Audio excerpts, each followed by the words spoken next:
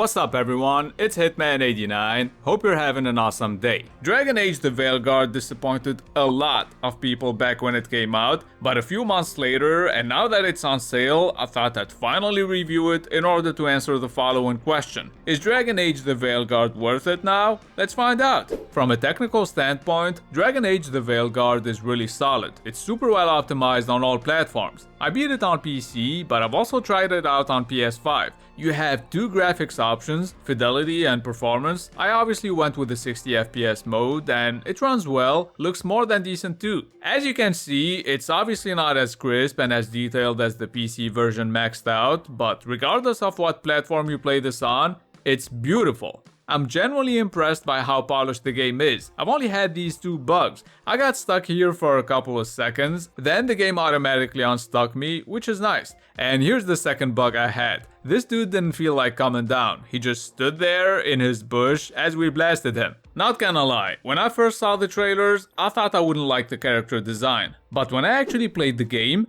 nah, I still hate it. It sucks dick. Oh, and if you're allergic to big titties, this game is exactly what you need. Seriously, almost every female character in this game is masculine, and they're all flat-chested. The only chests worth looking at here are these. Oh, this was entirely unnecessary. Nah, it is necessary. Gotta tell you guys what's up. Speaking of chests, this is a linear game, but there are always short optional paths that lead to treasure chests or some materials that you can use to upgrade your gear. Now, what I really didn't like is that interactivity-wise, the gameplay is limited as fuck. You can walk through your companions, NPCs too, not all of them, but you can't hit anyone that's not an enemy. At least when you step on fire, nothing happens. It's crazy how interactions that would be considered basic stuff in any game made in the last 20 years are nowhere to be found here. Some people said your decisions don't matter at all in this game, but that's not true. I even saved scummed a couple of times to see what would happen if I picked another option.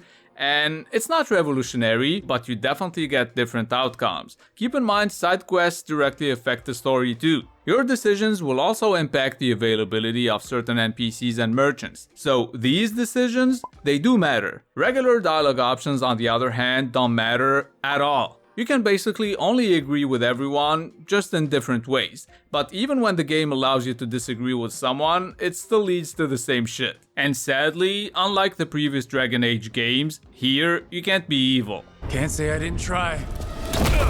This dude is an asshole, that's why the game lets you sucker punch him. By the way, did they get the same writers from the Saints Row reboot? Cause the writing is dog shit. But maybe they couldn't afford better writers cause they spent half the budget on hair. This has to be the best hair I've seen in a game. Well, I'm sold. Now when I thought I got used to the shitty writing, Veilguard managed to surprise me by getting even more cringe. This was basically my reaction when we were figuring out a way to save the world and somebody said, Actually, Tosh uses them for themselves now.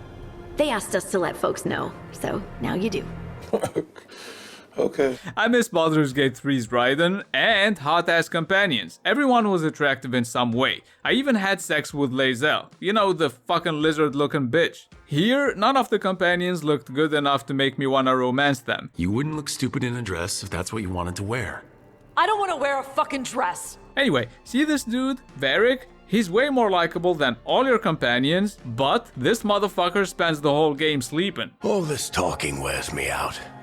I'm going to take a nap.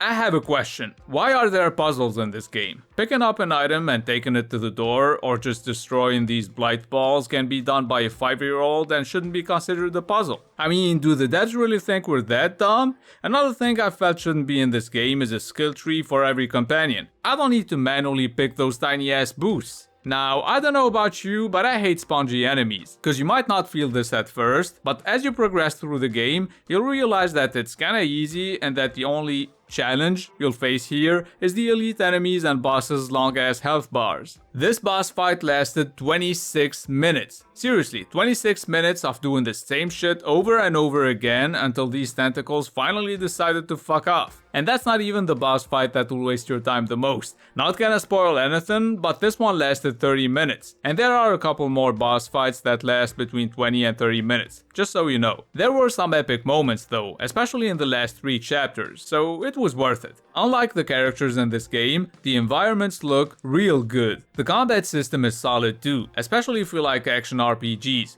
There are only 3 classes, Rogue, Warrior, and Mage, but when you hit level 20, you can pick a specialization. There are some pretty cool looking moves, and you can feel they took a lot of inspiration from God of War. You can use your companion's abilities and yours in real time, or via this menu. Speaking of menus, you'll see some stuff that I think doesn't belong in a dark fantasy world. Why would you have these surgery scars in a game where you can be a fucking elf that shoots fireballs from its asshole? At least the character creator is really good, but in my opinion, the best thing in this game is the combat. I think it's time to move on to the verdict.